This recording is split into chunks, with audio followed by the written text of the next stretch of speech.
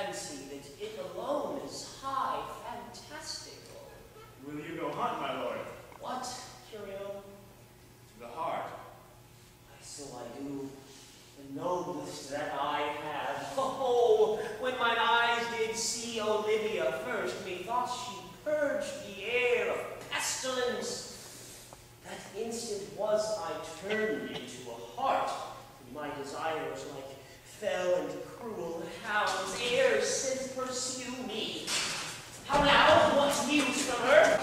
So please, my lord, I might not be admitted. But from her handmaid do return this answer. The element itself, till 7 years' heat, shall not behold her face at ample view. But like a cloistress she will veiling walk, and water once a day her chamber round, with eye-offending brine. All of this to season a brother's dead love, which she would keep fresh and lasting in her sad remembrance.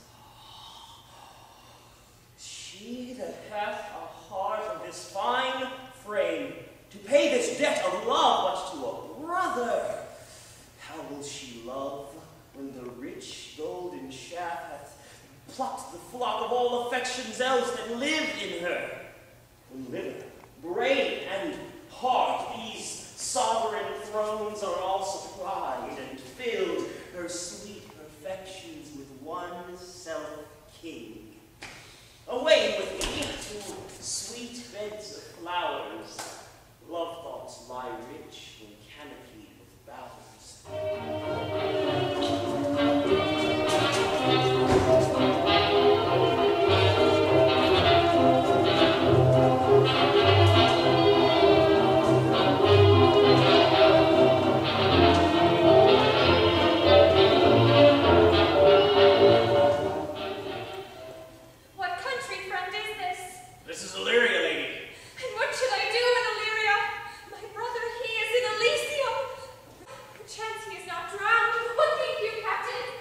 Perchance of you yourself were saying. Oh, my poor brother!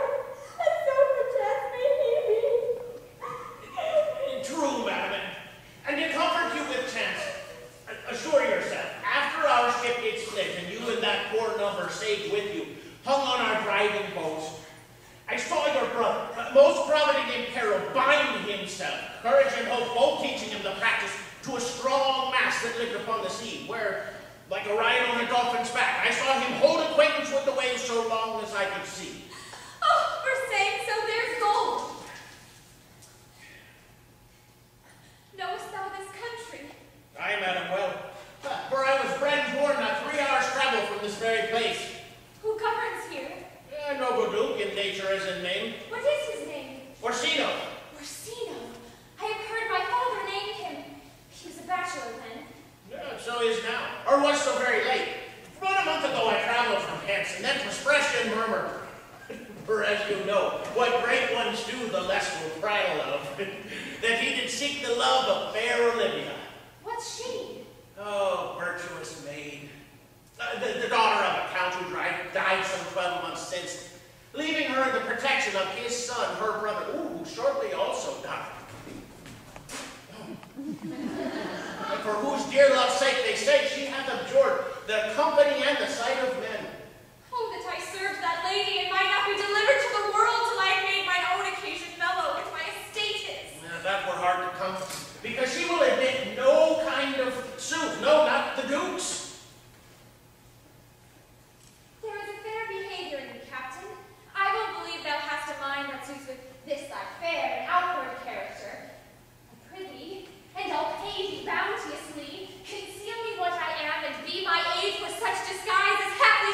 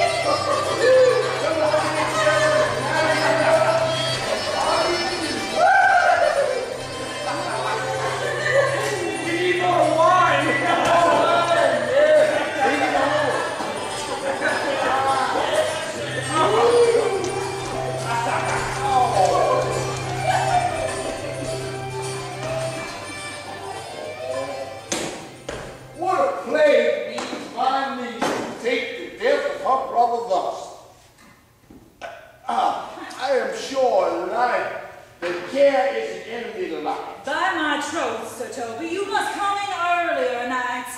Your cousin, my lady, takes great exceptions to your ill hours. Why let her accept before accepted? Aye, but you must confine yourself within the modest limits of order. Confined? Why, I confine myself no finer than I am. These clothes are good enough to drink in, so be these boots too.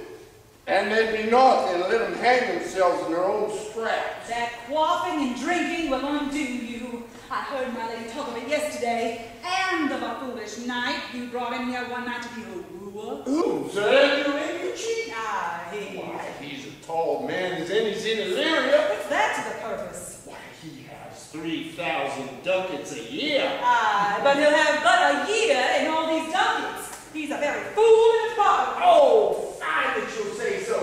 He plays with wild gamboys. He speaks 3 or 4 languages, word for word, without a book. And he has all the good gifts of nature. He hath indeed, almost natural. For besides that he's a fool, he's a great quarreler. And but that he hath the gift of a coward to allay the dust he hath in quarreling, 'tis thought among the prudent he would quickly have the gift of a grave. By this hand, they are scoundrels and subtractors that say so of him. Who are they? They that add, moreover, he's drunk, annihilate your company. With drinking health to my niece, I will drink to her. As long as there is a passage in my throat and drink in Illyria. He's a coward and a coistrel that will not drink to my niece until his brain turn over the tongue like a parish top. What way to Castiglione Volto, for here comes Sir Andrew Egg-You-Face. Sir Toby Bell, how now, Sir Toby Bell? Sweet Sir Andrew. Bless you, fair shrew. You too, sir. Of course, Sir Andrew, of course. What's that? My niece's chambermaid. Good Mistress Accost, I desire better acquaintance. My name is Mary, sir. Good Mistress Mary Accost. You mistake not. Accost is front her, board her, woo her, say Oh, by my troth, I would not undertake her in this company.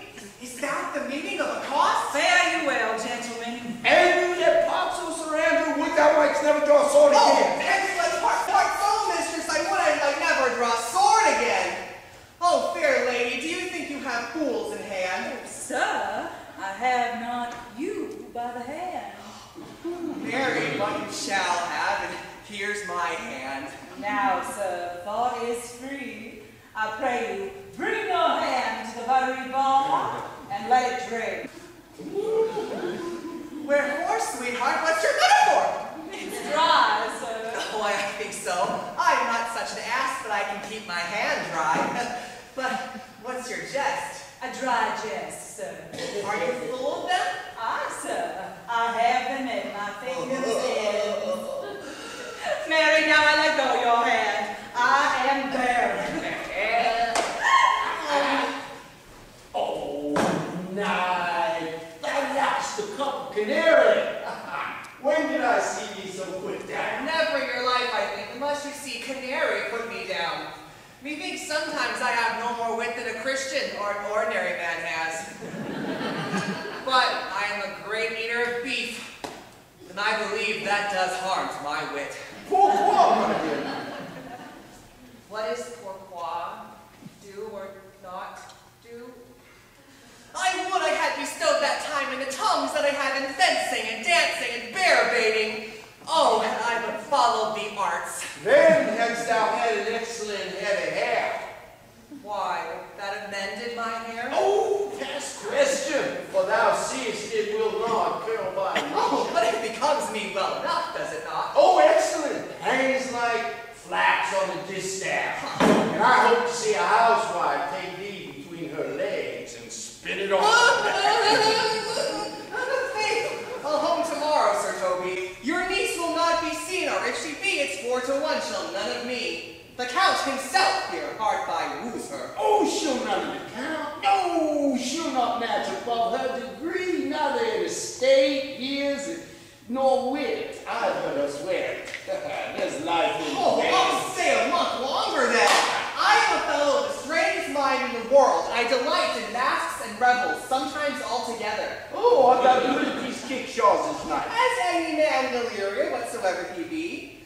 under the degree of my betters, yet I'll not compare with an old man. What is thy excellency in galleon? Oh, faith, I can cut a caper. And I can cut the mutton too. And I think I have the back trick simply as strong as any man in Illyria. Wherefore are these things here? Wherefore have these gifts a curtain before them? Are they like to take dust like Mistress Hall's picture? Why dost thou not go to church in a galleon and come home in a coronto? Why, my very walk should be a jig, and I should not so much as make water, but in a suitcase. What dost thou mean? Is it a world that high virtue in? I didst think by the excellent constitution of thy leg that it was formed under the star of a galleon. Aye, 'tis strong and does a different well to plain-colored stuff. Shall we set about some revels? What shall we do else? Were we not born under Taurus? Taurus, that's sides and heart. No, sir. It is legs and thighs. Let me see thee caper. Ah, good. Higher, higher. Excellent.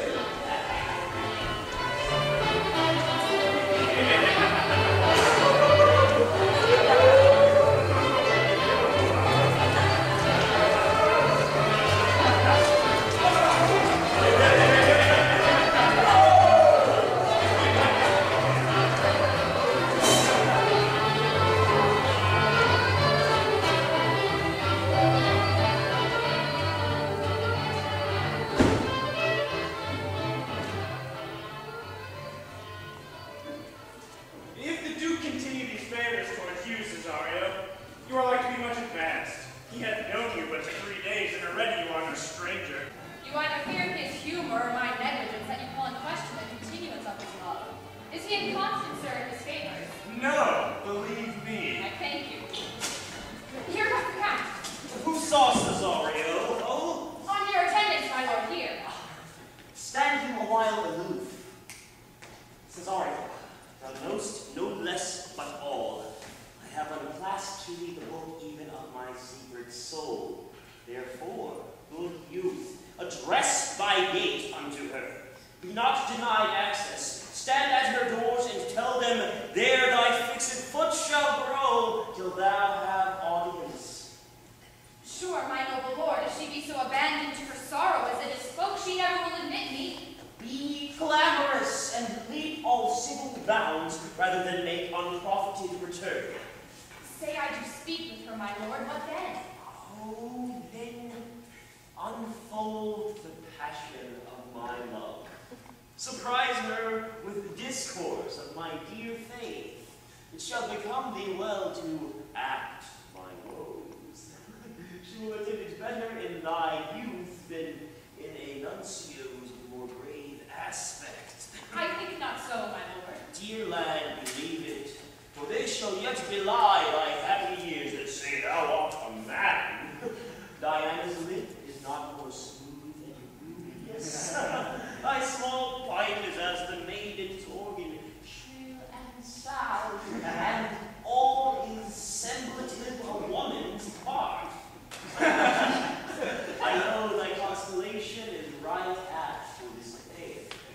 Attend him, if you will, for I myself am best when least in company. Prosper well in this, and thou shalt live as freely as thy lord, to call his fortunes thine. I'll do my best to woo your lady. Yet a barful strife, whoe'er I woo myself would be his wife.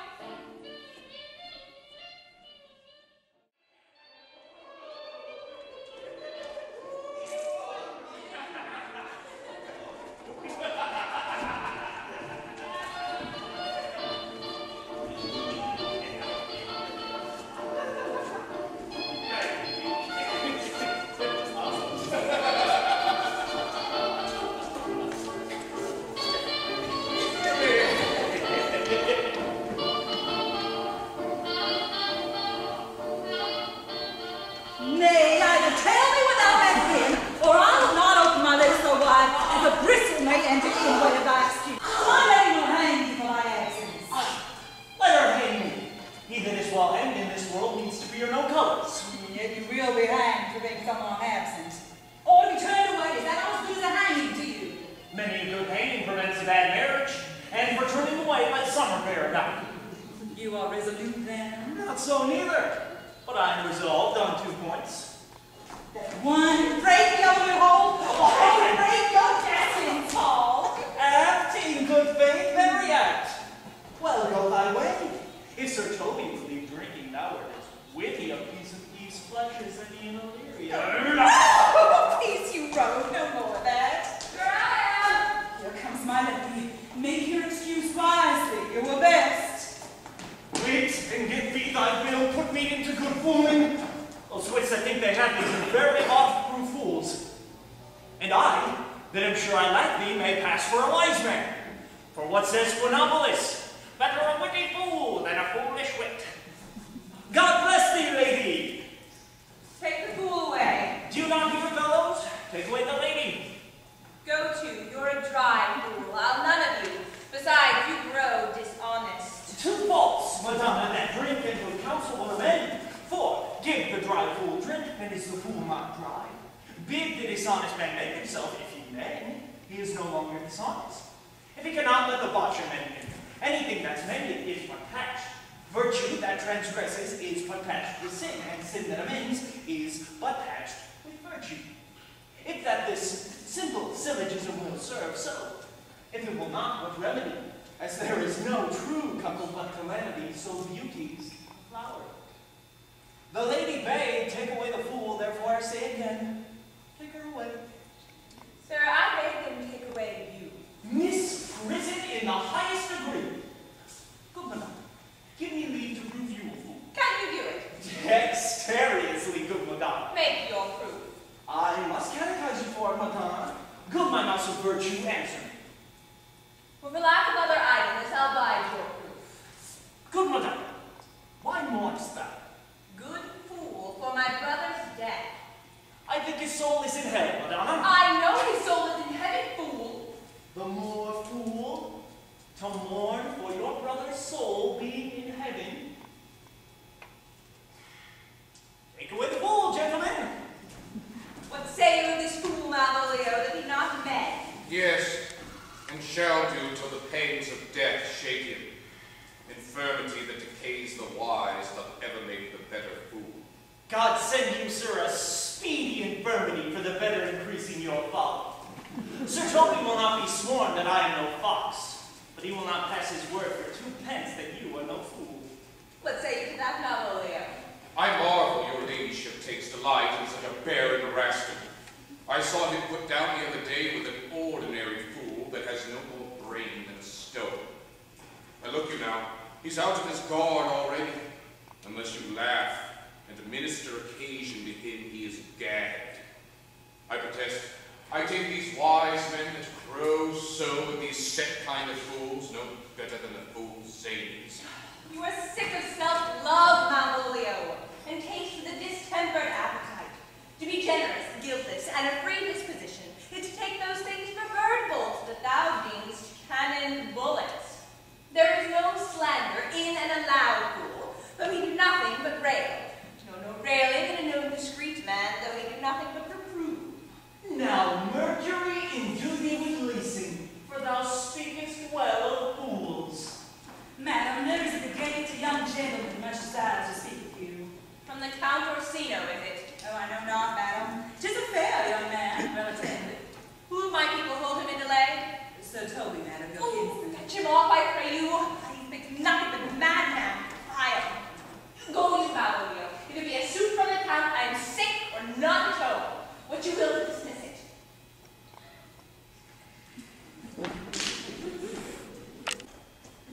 Now you see, sir, how your fooling grows old and people dislike it. Thou hast spoke for us, Madonna, as if thy eldest son should be a fool, whose skull Joe crammed with brains. For here he comes. One of thy kin has a most weak peometer. By mine honor hath drunk. What is he at the gate, cousin? A gentleman? A gentleman. What gentleman? Ah, this gentleman here. Play with his pickle hair. sir told me. Cousin, how came you so early by this lethargy? Lethargy! I defy lethargy. There's one at the gate. I see. What is he? Well, let him be the devil and we'll like it or not. Give me grace, I say. Well, it's all one. What's a drunken man like, fool? Like a drowned man, a fool, and a madman. One drunk above heat makes him a fool. The second mads him, and the third drowns him. Well, go see the crowner and let him sit on my cuz, for he's in the third degree of drink. He is drowned.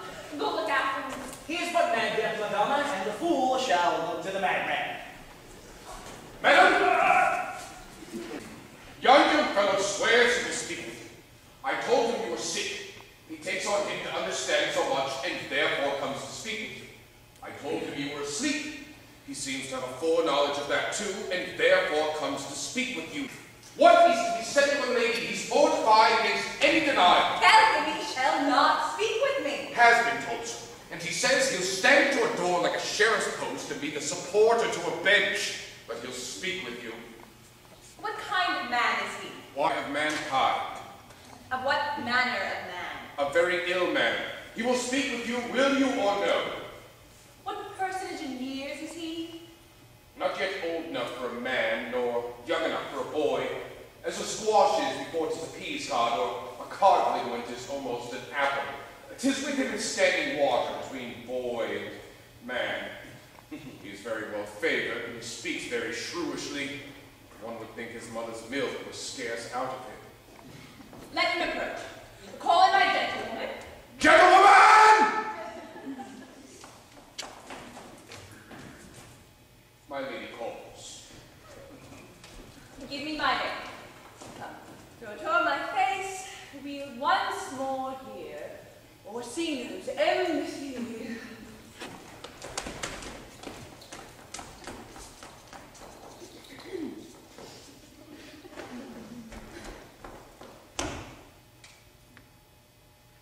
The most honorable lady of the house, which is she?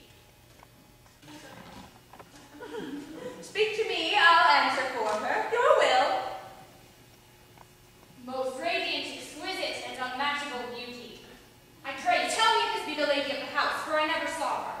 I would be loath to cast away my speech, for beside that it is excellently well penned, I have taken great pains to con it. Good beauties, let me sustain no scorn. I am very comfortable, even to the least sinister usage. Whence came you, sir? I can say little more than I have studied, and that question's out of my part. Good gentle one, give me modest assurance if you be the lady of the house, that I may proceed in my speech. Are you a comedian? No, profound heart. And yet by the very fangs of malice, I swear I am not that I play. Are you the lady of the house? If I do not usurp myself, I am. Most certain if you are she, you do usurp yourself. For what is yours to bestow is not yours to preserve. But this is from my commission. I will on with my speech in your praise, and then show you the heart of my message. I pray you come to what's important in it. I forgive you the praise. Alas, I took great pains to study it, and it is poetic in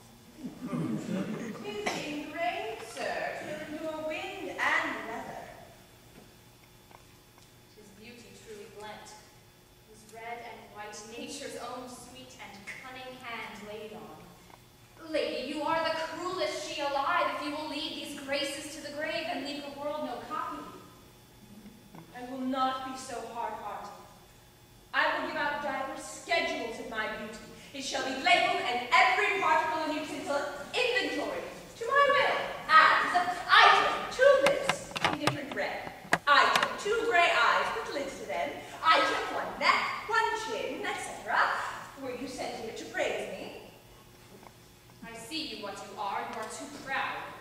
But if you were the devil, you are fair. My lord and master loves you. Oh, such love could be but recompense, though you were crowned the non-peril of beauty. How does he love me? With adoration's fertile tears, with groans that thunder love, with sighs of fire. Your lord does know my mind. I cannot love him. Yet I suppose him virtuous, know him noble, a gracious person. But I cannot love him. He might have taken his answer long ago. If I did love you in my master's flame, such a suffering, such a deadly life, in your denial I would find no sense. I would not understand it. Why, what would you? Make me a willow cabin at your gate and call upon my soul within the house. Write loyal cantons of contemned love and sing them loud, even in the dead of night. Hollow your name to the reverberate hills and make the babbling gossip of the air cry out, Olivia! Oh, you should not rest between the elements of air and earth, but you should pity me. You might do much. What is your parentage? Above my fortunes, yet my state is well. I am a gentleman. Get you to your lord. I cannot love him. Let him say no more. Unless, perchance, you come again to tell me how he tastes. Farewell. I thank you for your pains, and spend this for me. I am no feed post, lady. Keep your purse. My master, not myself, lacks recompense. Love make his heart a flint that you shall love, and let your fervor, like my master's, be placed in contempt. Farewell, fair cruelty.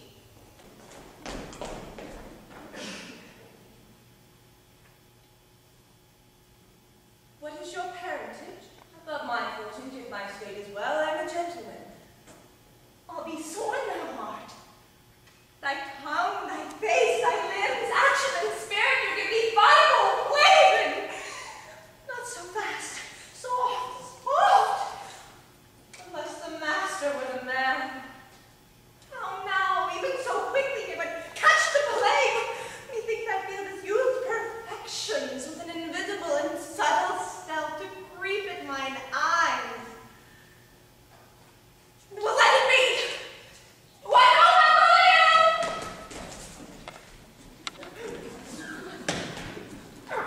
Here, madam, at your service.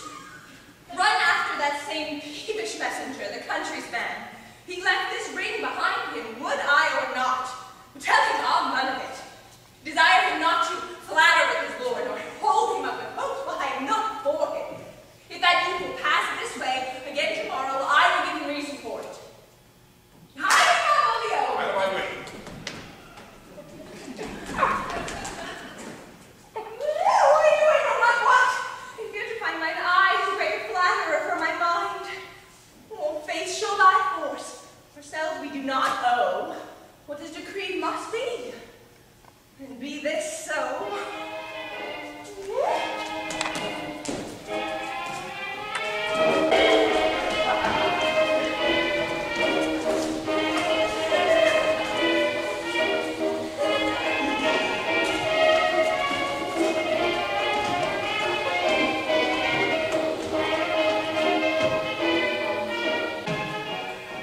You stay no longer, nor worry not that I go with you. I your patience know. My stars shine darkly over me. The malignancy of my fate might perhaps distemper yours. Therefore I should pray with you your leave that I may bear my evils alone. For a bad recompense for your love to lay any of them on you. Well, let me yet know of you, whither you are bound. No, sooth, sir, my determinate voyage is mere extravagancy. But I perceive in you so excellent a touch of modesty that you will not extort me from what I am willing to keep in. Therefore it charges in me manners the rather to express myself. You must know of me then, Antonio? My name is Sebastian, which I call Rodrigo. My father was that Sebastian of Messaline, whom I've known you've heard of. He left behind him myself and a sister, both born in an hour. And had the heavens been pleased, would we had so ended. some hour before you took me from the breach of the sea was my sister drowned. Alas, the day. A lady, sir, but said she much resembled me. She had a many accounted beautiful. She bore a mind that envy could not but call fair. She is drowned already, sir, with salt water. Though I seem to drown her remembrance again with more. Pardon me, sir, your bad entertainment. Oh, good Antonio, forgive me your trouble. If you will not murder me for my love, let me be your servant. You will not undo what you have done. That is, kill him whom you have recovered. Desire it not. Fare ye well at once. My bosom is full of kindness, and yet I am so near the manners of my mother that upon the least occasion more mine eyes will tell tales of me. I'm bound to the Count Orsino's court. Farewell. The gentleness of all the gods go with thee. There are many enemies in Orsino's court, else would I very shortly see thee there. But, come what may, I do adore thee so, that danger shall seem sport, and I will go.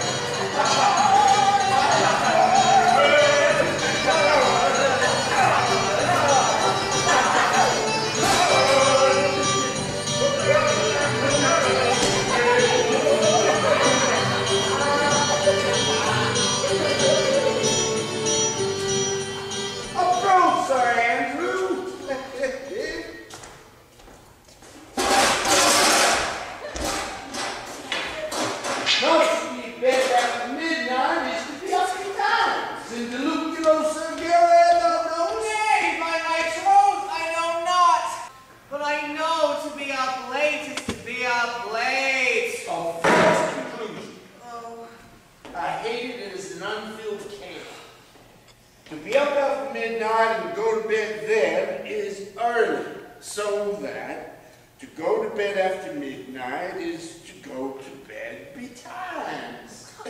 Does not our life consist of the 4 elements? Well, faith, so they say, but I think it rather consists of eating and drinking. Ah! Thou art a scholar, let us therefore eat and drink. Marry ourselves, stupid wine. How now, my hearts? Did you never see the picture we breathe? Oh, welcome, ass. Now let's have a kiss. Oh, my troth, the fool has an excellent breath. Yeah. I had better than 40 shillings. I had such a leg and so sweet a breath to sing as the fool has. Oh, now a song. Oh, come on, Miss Sixpence. Oh, yeah, now give us a song. Here's a testrel of me, too.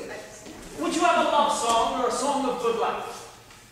Oh, a love song. Love song. Oh, aye. I care not for good life. In a house, in a square, in a quadrant, in a street, in a lane, in a row. Turn to the left, on the right hand, you'll see there my true love's abode. I go there a-courting, and cooing to my love like a dove, and swearing on a bended knee, if ever I cease to love. May sheepheads grow on apple trees, if ever I cease to love. Excellent. Good, faith. Good. If ever I cease to love, if ever I cease to love, may fish get legs and cow lay eggs, if ever I cease to love. A mellifluous voice, as I am a true knight. Yeah, contagious of breath. Oh, very sweet and contagious of faith. To hear by the nose it is dulcet and contagious. But shall we make the welcome dance indeed? Shall we rouse the night out in a catch that will draw 3 souls out of one weaver? Shall we do that? You love me, let's do it! Alexander, come on here. Come on here.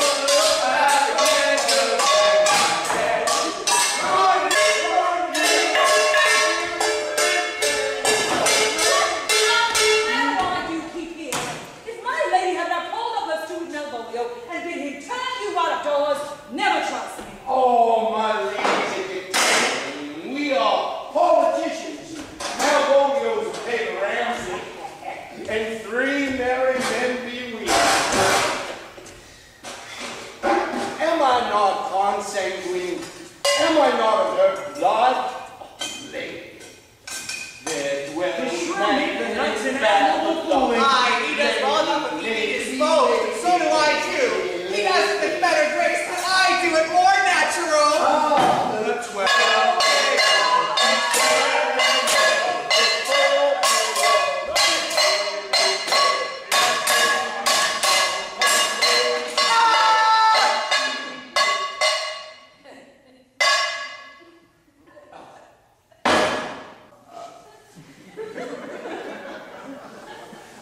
My masters, are you mad? Or what are you? Have you no wit, manners, nor honesty, but to gabble like tinkers at this time of night?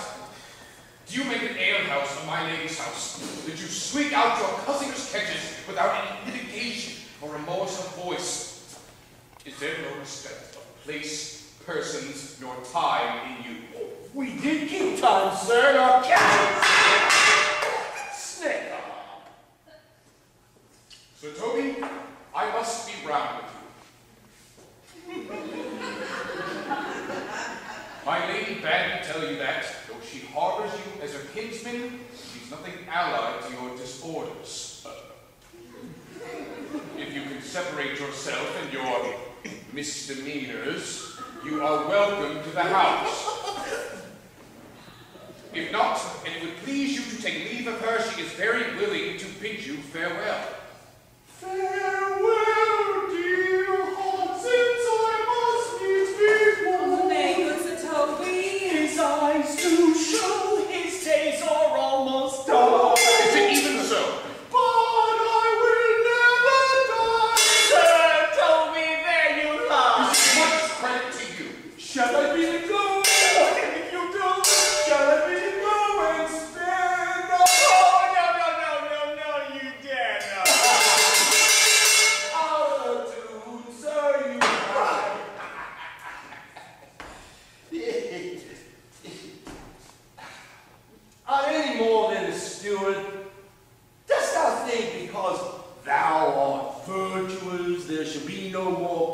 sail. Go, sir. Rub your chain with crumbs. A stoop of wine, Mariah. Mistress Mary, if you prized my lady's favor anything more than contempt, you would not give means for this uncivil rule. By this hand, she shall know of it.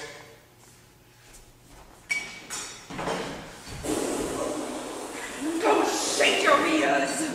You were good at eating to drink when a man's hungry, to challenge in the field, then to break promise and make a fool of him. Do it, knight. I'll write thee a challenge, although I'll deliver thy indignation to him by word of mouth. Sweet Sir Toby, be patient for tonight, for since the youth of the Count was today with my lady, she is much out of quiet.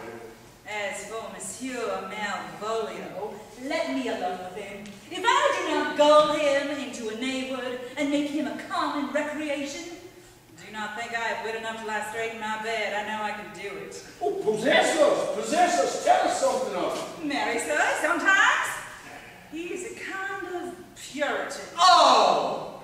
And I thought that I'd beat him like a dog. What, for being a Puritan?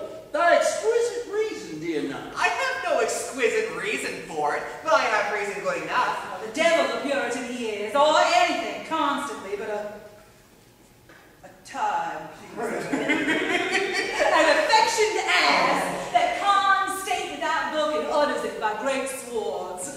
The best persuaded of himself, so crowned as he thinks with excellencies, that it is his grounds of faith that all that look on him love him. And it is on this vice of him that my revenge will find notable cause to work. Well, what wilt thou do? I will drop in his way some obscure epistle of love, wherein by the color of his hair, the shape of his leg, the manner of his gait, the expression of his eye, forehead, and complexion, he will find himself most feelingly personated. I can write very like your niece, my lady. On a forgotten matter, you can hardly make distinction of our hair. Excellent! I smell the Oh, I have it in my nose, too. He shall think by the letters that thou wilt drop that they come from my niece and that she is in love with him. This is indeed horseback. Oh, you'll horse down and make him an ass. As I doubt not. Oh, 'twill be admirable. Oh, sport royal, I want you. I know my physic will work with him. I will plant you two. And let the fool make a third, where he shall find the letter, observe his construction of it. For this night, to bed, and dream on your bed. Farewell. Good night, in the sleigh. Oh, before me, she's a good wench. Oh, she is a beagle, true bred, and one that adores me. Oh, What of that? I was adored once, too. Let's to bed, knight. Thou hadst need send for more money. Oh, if I cannot recover your niece, I am a foul way out. Oh, no, send for money. If thou hast the not in the end, call me cut. And I do not, never trust me, take it how you will. Come, I'll go burn some sack. 'Tis too late to go to bed now. Come, knight, come.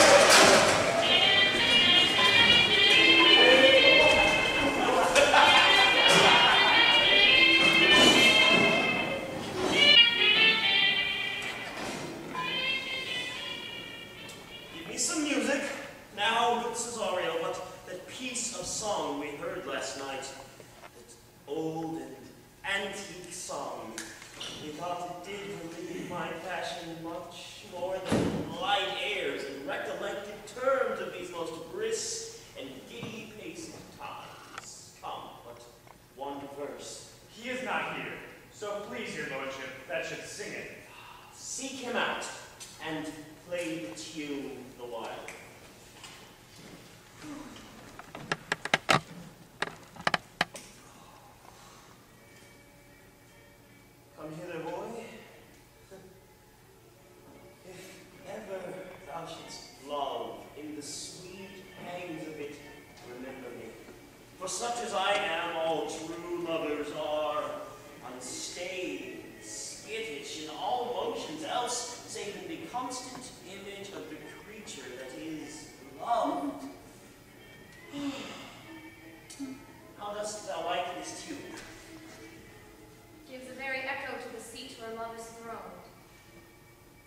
dost speak masterly. My life upon young though thou art, thine eye hath stayed upon some favor that it loves. Hath it not, boy? A little by your favor. What kind of woman is Of your complexion, my lord. she? Is not worth thee then. What years is? About your years, my lord. Too old, by heaven. Let still the woman take an elder than herself. So wears she to him, so sways she level in her husband's heart. Or boy, however we do praise ourselves, our fancies are more giddy and unfirm, more longing, wavering, sooner lost and worn than women's are. Think it well, my lord. Then let thy love be younger than thyself, or thy affections cannot hold the bent. For women are as roses, whose fair flower, being once displayed, doth fall that very hour. So they are. Alas that they are so, to die even when they to perfection grow. Once more, Cesario, get thee to yon same sovereign cruelty. Tell her, my love, more noble than the world, prizes not quantity of dirty lands. The parts that fortune hath bestowed upon her, tell her I hold as giddily as fortune. But 'tis that miracle and queen of gems that nature pranks in her, attracts my soul. But if she cannot love you, sir. I cannot be so answered. But you must. Say that some lady, as perhaps there is, hath for your love as great a pang of heart as you have for Olivia. You cannot love her. You tell her so. Must she not then be answered? There is no woman's sides can bide the beating of so strong a passion as love doth give my heart. No woman's heart so big to hold so much. They lack retention. Alas, their love may be called appetite. No motion of the liver, but the palate that suffers surfeit, cloyment, and revolt. But mine is all as hungry as the sea, and can digest as much. Make no compare between that love a woman compared to me, and that I owe Olivia. I know. What dost thou know? Too well what love women to men may owe. In faith, they are as true of heart as we. My father had a daughter loved a man, as it might be, perhaps, were I a woman, I should your lordship. Aye? What's her history? A blank, my lord. She never told her love, but let concealment, like a worm in the bud, feed on her dampest cheek. She pined in thought, and with a green and yellow melancholy sat, like patience on a monument, smiling at grief. Was not this love indeed? We may say more, swear more, but indeed our shows are more than will. For still we prove much in our vows, but little in our love. But died thy sister of her love, my lord? I am all the daughters of my father's house, and all the brothers too. Yet I know not.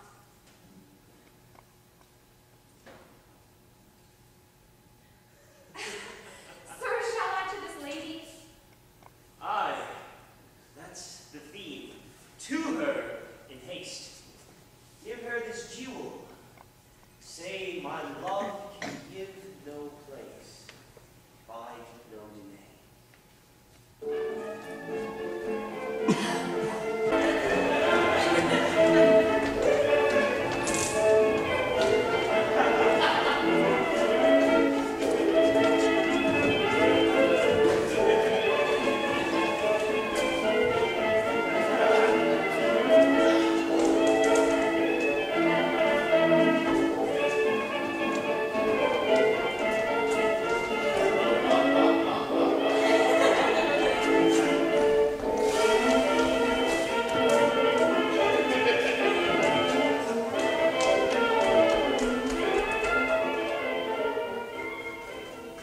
Come thy way, Signor Festi. Nay, I'll come. If I lose a scruple of this sort, let me be boiled to death with melancholy. Oh, wouldst thou not be glad to have this niggardly, rascally sheep-biter come by some notable shame? I'm a big salt man. You know he brought me out of favor with my favor making. Oh, and him will have to bear it again. And we will go in black and blue, shall we not, sir? Oh, we do not. It is the pity of our lives.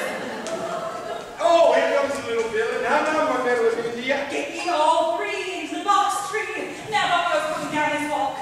He's been yonder in the sun, practicing behavior to his own shadow this half hour. Observe him for the love of mockery, for I know this letter will make a contemplative idiot of him. Clothes in the name of jesting. Lie down there, for here comes the trout that must be caught with tickling.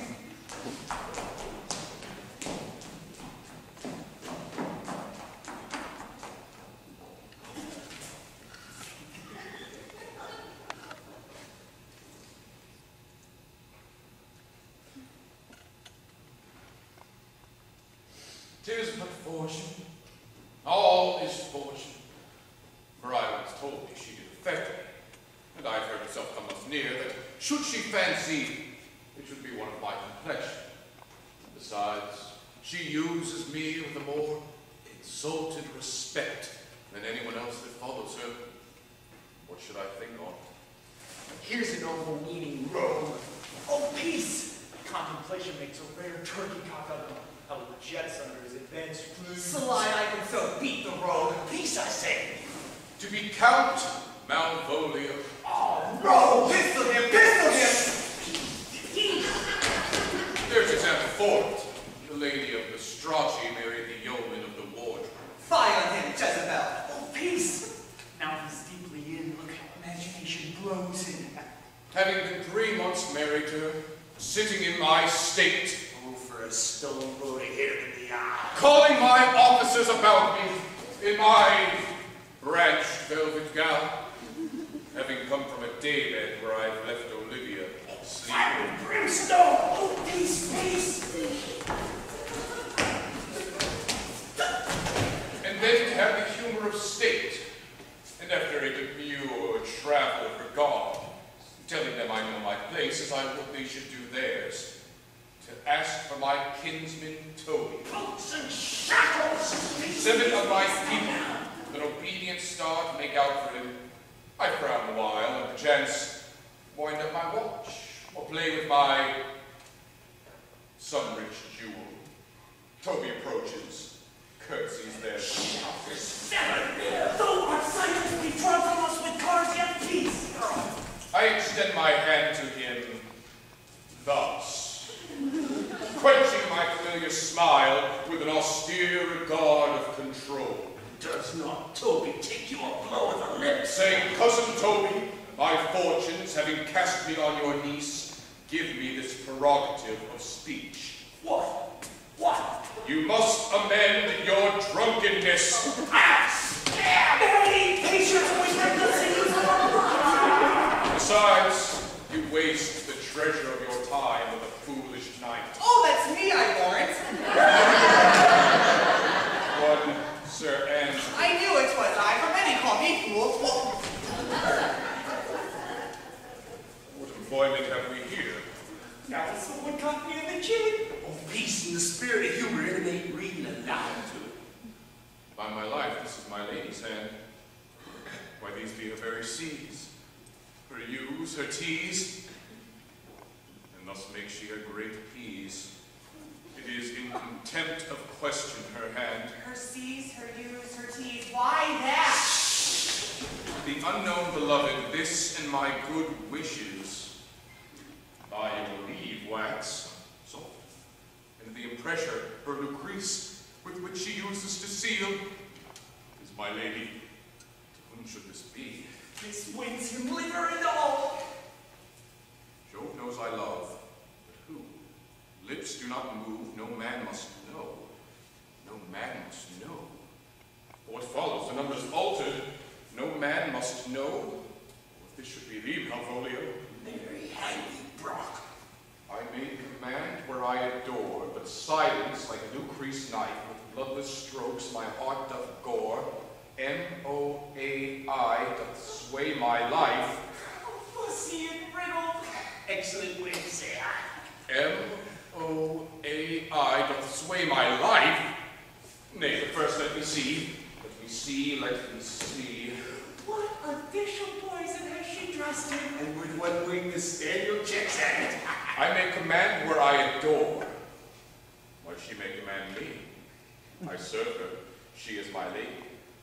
Why, this is evident to any formal capacity. There is no obstruction in this. And the end. What should that alphabetical position portend? If I could make that resemble something in me. Softly. M-O-A-I.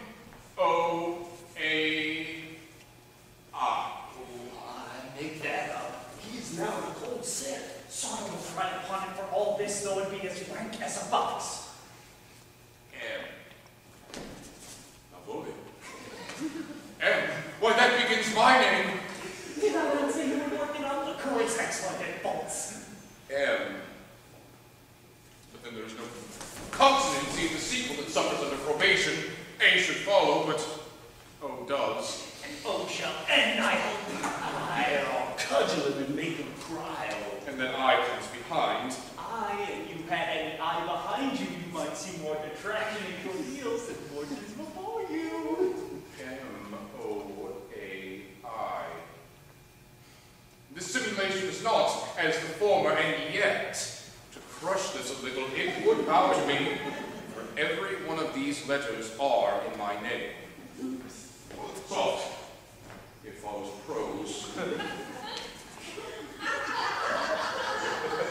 If this fall into thy hand, revolve. And my stars, I'm above thee, but be not afraid of greatness. Some are born great, some achieve greatness, and some have greatness thrust upon them. Thy face open their hands, let thy blood and spirit embrace them, and to inure thyself to what thou art like to be, cast thy humble slough and appear fresh, be opposite with a kinsman, surly with servants, let thy tongue tang arguments of state, put thyself into the trick of singularity, she thus advises thee that sighs for thee. Remember who commended thy yellow stockings, and wished to see thee ever cross-gartered. I say, remember, go to, thou art made if thou desirest to be so. If not, let me see thee a steward still. A fellow of servants are not worthy to touch fortune's fingers. Farewell, she that would alter services with thee, the fortunate unhappy. Daylight and champion discovers not more. This is open. I will be proud. I will read politic authors. I will baffle Sir Toby. I will wash off gross acquaintance. I will be point, devise the very man. I do not know fool myself to let imagination jade me. For every reason excites to this, that my lady loves me. She did commend my yellow stockings of late. She did praise my leg beneath cross-gartered, and in this she manifests herself to my love, and with a kind of injunction drives me to these habits of her liking. I thank my stars! Oh, I am happy.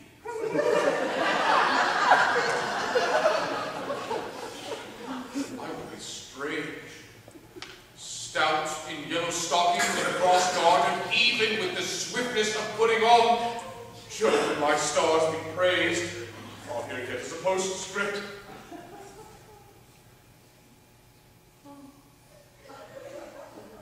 Thou canst not choose but know who I am. Thou entertainst my love, let it appear in thy smile. Thy smile has become thee well, therefore in my presence still smile, dear my sweet, I prithee. Jove, I thank thee. I will smile. I will do everything that thou wilt have me.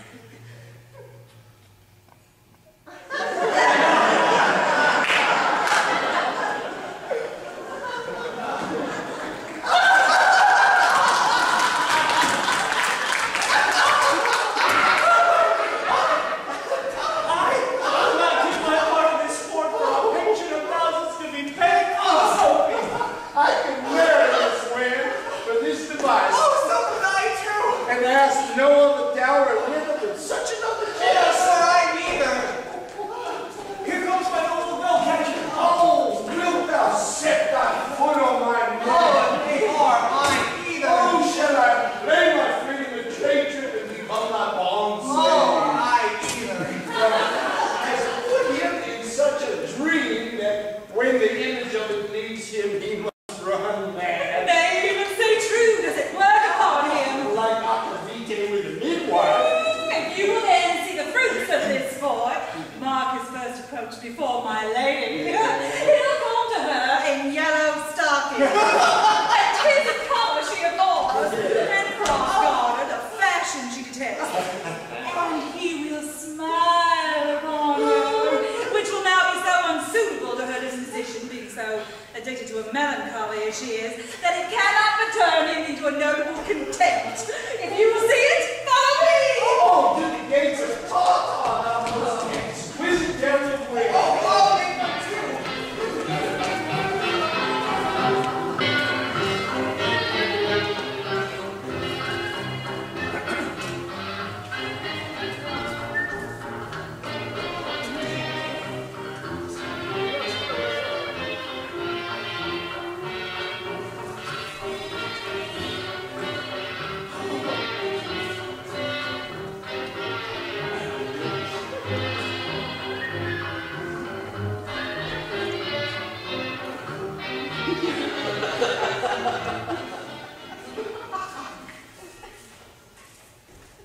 Are you not the Lady Olivia's fool? No, indeed, sir. The Lady Olivia has no folly. She will keep no fool, sir, till she be married.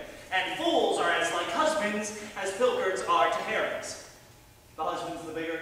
I am indeed not her fool, but her corrupter of words. Nay, and now pass upon me, I'll no more with thee. Hold, there's expenses for thee. Now, Jove, in his next commodity of hair, send thee a beard. By my troth, I'll tell thee I'm almost sick for one. Though I would not have drawn my chin. Is thy lady within? Would not a pair of these have bread, sir? Yes, being kept together and put to use. I would play Lord Pandarus of Phrygia to bring a Cressida to this Troilus. I understand you, sir. 'Tis well begged. Well, the matter, I hope, is not great begging for the beggar. Cressida was a beggar. My lady is within, sir. I will construe to them whence you come, who you are, and what you would around my welcome. I might say element, but the word is overworn. This fellow is wise enough to play the fool. Save me, gentlemen. And you, sir. Do who guard, Monsieur? Et vous aussi, votre serviteur.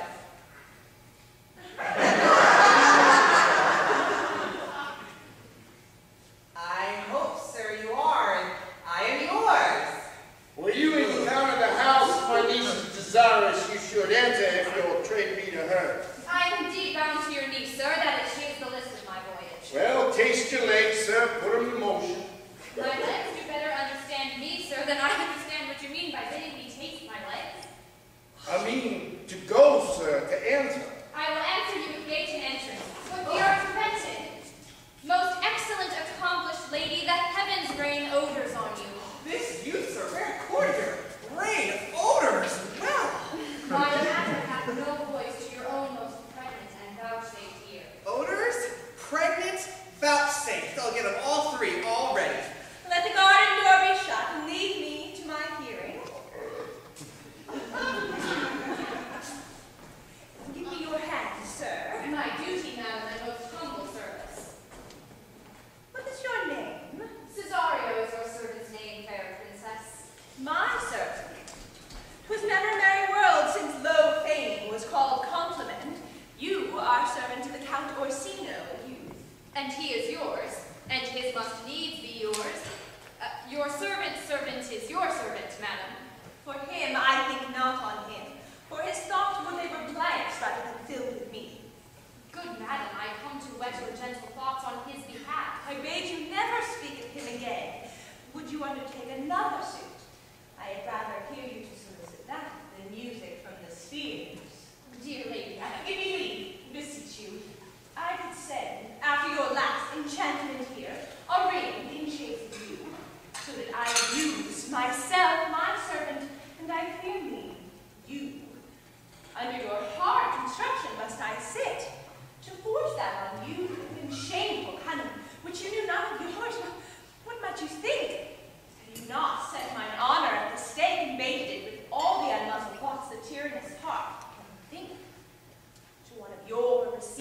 enough is shown.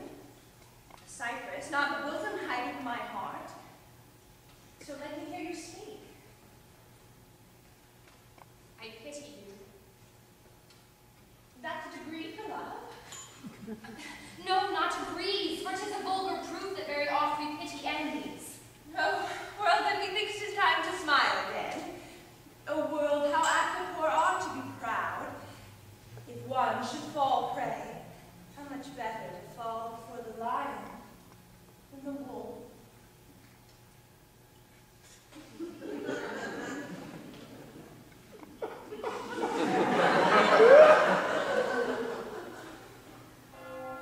The clock upbraids me with wasted time. Fear not, youth, I will not have you. And yet, when wit and youth is come to harvest, your wife is like to reap a proper man.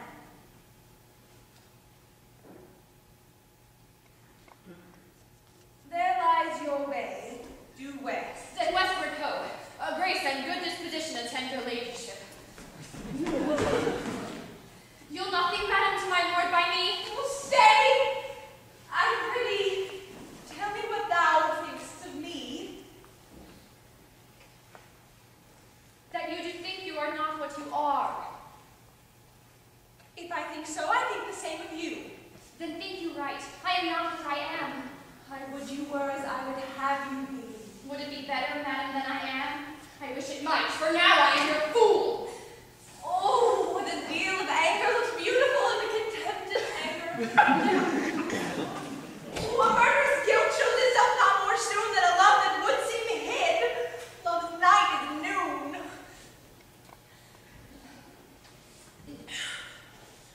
Cesario, by the roses of spring, by truth, maidenhood, honor, and everything, I love thee so, that Margaret all thy pride, nor wit nor reason can my passion hide. Do not extort thy reasons from this clause, for that I woo thou therefore had no cause, but rather reason lost with reason better. Love sought is good, but given unsought better. By innocence, I swear, and by my youth, I have one heart, one bosom, and one truth, and that no woman has, nor never none shall mistress be of it, save I alone. So adieu, good madam. Nevermore will I my master's tears to you deplore. Yet again, for thou perhaps mayst move that heart which now abhors to like his love.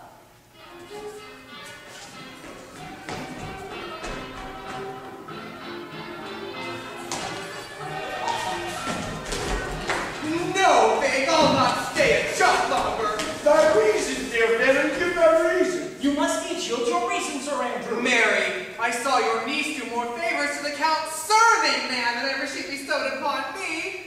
I saw it in the orchard. Did she see thee the while, old boy? Tell me that. As plain as I see you now.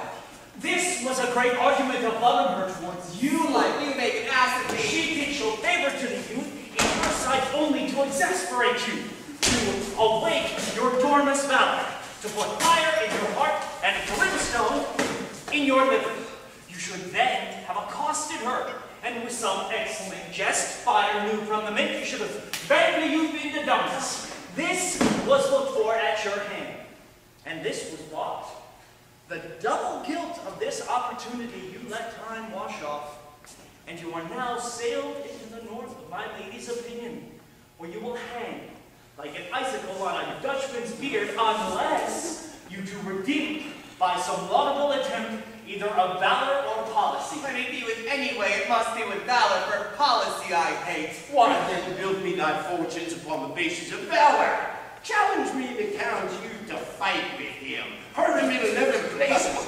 My niece shall take note of it, and assure thyself, there is no love broker in the world can more prevail in man's commendation with woman than report of valor. There is no other way but this, Sir Andrew. Oh, will either of you bear me a challenge to him? Go, ride into the marshal's hand and be cursed in grief. It is no matter how witty, so it be eloquent and full of invention. Taunt him with the license of ink. If thou vowest him some prize, it shall not be amiss. As many lies as will lie in thy sheet of paper, although there's paperwork big enough for the bedaware in England, set them down. Go, thou. Let there be all enough in thy ink, though thou write with a goose pen, no matter about it. Oh, where shall I find you? Oh, we'll call thee at the cubiculum. Go.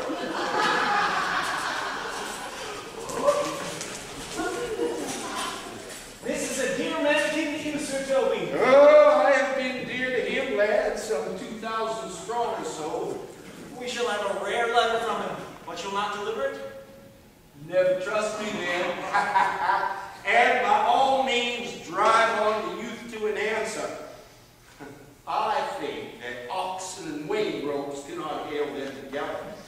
For Andrew, if he were open and you find so much blood in his liver as will clog the foot of a flea, I'll eat the rest of the anatomy.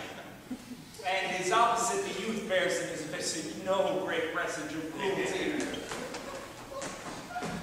Oh, look where the youngest Grandel comes. If you desire this plea and will laugh yourselves in the stitches, follow me. Young gull Malvolio is turned heathen, a very ridiculano.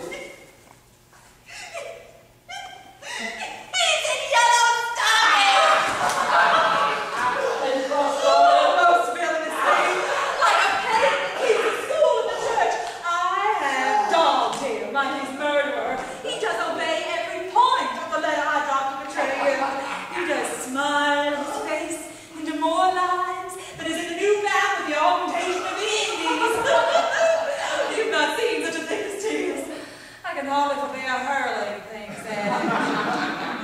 I know my lady will strike him, and if she do, he'll take it as a great favor.